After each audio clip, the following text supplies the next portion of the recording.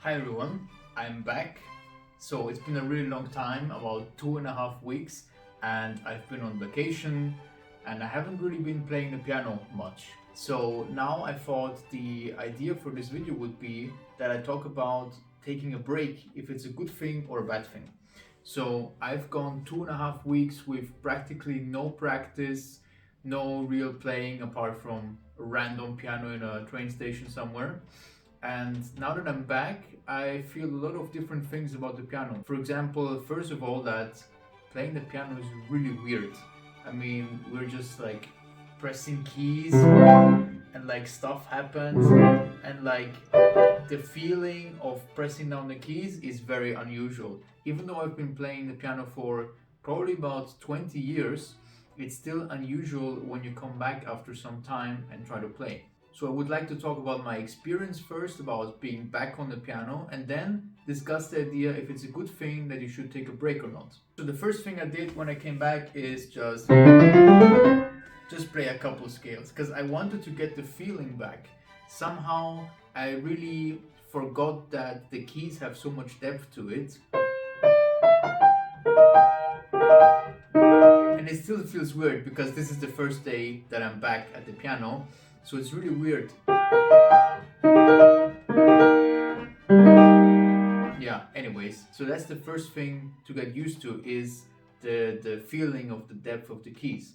Then of course there's the whole sound of the piano. I haven't really been listening to music either while I was away, so all these different harmonies and exactly how out of tune your piano is, etc., really becomes quite obvious when you leave your piano for some time and then come back. But also you hear just how complex the whole harmonies are and everything together. The whole sound atmosphere is really quite complex, and you kind of lose this feeling if you play every day. Then obviously the worst thing about not playing the piano for 2 weeks is technique. I mean, technique is just complete trash right now, and the fingers are quite sluggish, quite slow, and yeah, all the difficult movements that we repeat for hours and hours, they kind of are forgotten, although of course they still exist. The program still exists somewhere, and you just need to get it out again. You need to repeat it and refresh it. You know, it's like you put something in the freezer, then you need to warm it up again, and at some point you will remember it. So my technique has really been suffering, of course, and that's the first thing I want to get back on track, is my technique. And to kind of do the defrosting process, I will or have already actually gone through just the Chopin etudes, for example, really slowly, so slow tempo, and try to get out all the different movements. And Chopin etudes are really great for that because they attack so many different parts of your technique that after you do the whole opus 10 even slowly, you will regain a lot of control. Also, my experience now that I'm back is that the balance between bass and treble is kind of different right now, probably than what it was. I'm missing a lot of bass always when I'm playing, and so my feeling is that I have too little bass in my sound right now and too much treble. Of course, that's going to adapt and adjust over time, but right now that's the feeling for me. So now to transition into kind of, is it a good idea to take a break, and what is my personal feeling about it? Well, actually this has been the longest break that I've taken in many years. I have always managed to do maybe 4 or 5 days a year without playing the piano at most, but usually it doesn't exceed 5 days a year, and it hasn't been exceeding 5 days a year probably since years. I mean, it's been really years that I haven't been taking more time with no piano. So this for me was kind of a power off switch almost for 2.5 weeks, that I really had no connection to the piano. Of course I missed it a lot, but I think it was actually a great thing to do, and I'll tell you why. So when you go along with your life, you tend to develop routines that repeat themselves, and it doesn't matter if you're talking about piano playing or your day job or whatever else you're doing in your life. You know, if you're not a pianist, there's a high chance that you just fall into a pattern and repeat it.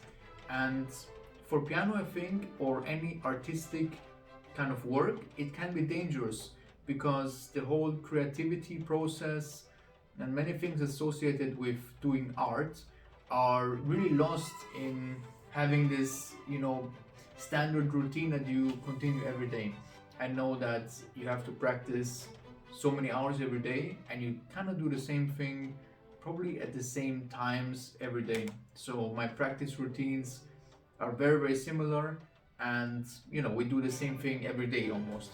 So for there to be an interruption is actually once in a while a good thing, because you come back and you have complete new focus, new concentration, new ideas maybe, and your ears have actually, you had time to relax your ears and lose your own kind of sound and bias in a way, because you listen to yourself the most actually when you're playing the piano. You just listen the whole time to what you're doing, and it's kind of like an echo chamber or loop.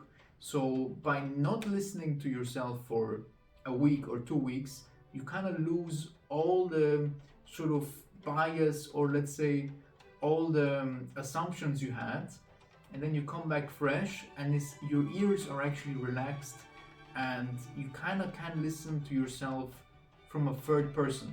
And the reason why this is so important is because when we're playing the piano, we want to have kind of an independent hearing in a way, that we don't really just hear what we want to hear, but we hear what is actually going on. And that is very dangerous, and I think the longer you go with repeating every day without any kind of change or interruption, the stronger this feeling gets. And at the end, you might not even be hearing what you're actually doing, but you hear what you want to hear. And I think that's really dangerous. Now, of course, an added component is that you come back from a vacation or just having a rest and you're completely fresh. You have new ideas, you have new motivation, you want to do certain things. You kind of are a bit also in a stress situation, maybe because you say, I haven't played the piano for 2 weeks, now I really need to, pick up the pace. Is, I think, something that everyone should do. But now I'm going to talk about how much you should do it, and also for professional pianists. So obviously, elephant in the room, you cannot do this kind of thing very often. I mean, if you want to be a professional, or let's say you want to be, steadily progressing at the piano, or just really want to be a pro, you cannot do this kind of stuff very often because you're losing a lot of time. And while you're losing this time, everyone else is progressing. Now, of course, you can say that there are many pros of, like positives of going on a vacation or taking a time off. And in my opinion, those kind of do outweigh the cons of not having practiced for a week or two. But when you come back, your technique will be severely worse for, I would say, at least 1 week, maybe 2. Depends on how fresh, how quickly you can go back into your technique. But certainly for a week, at least, your technique will be quite poor. And let's say you have a competition or an audition, this is going to be problematic. So this is not something you want to be doing more than once a year or once every couple of years, to be honest. And of course, you can combine having a new experience or going another place with practicing on different instruments, and I think that's also great. But a complete cut of piano should be once every year, or maybe 2 years, 3 years, if you want to be a professional. So let me know your guys' experience with this topic, and if you think it's a good thing or a bad thing, and we can discuss in the comments. Thanks for watching, see you next time.